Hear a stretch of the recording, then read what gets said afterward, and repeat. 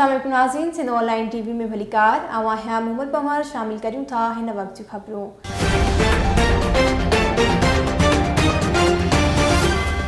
मकली जी Shah Latif colony भरिसां जोगी कोठ में चुल्ह मां छुणग निकिरण सबब रमज़ान मोची जोगी जो घर सड़ी रखी वियो आहे।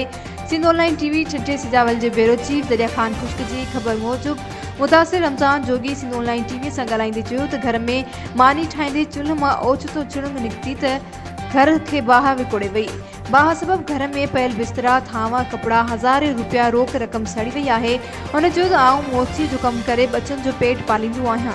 हाणे मुंहिंजा बचा खुलियल आसमान हेठि बे यारो मददगार वेठल आहिनि।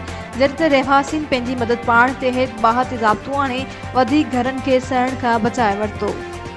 वधीक ख़बरुनि अपडेट्स जे लाइ ॾिसंदा रहो सिंध ऑनलाइन टीवी।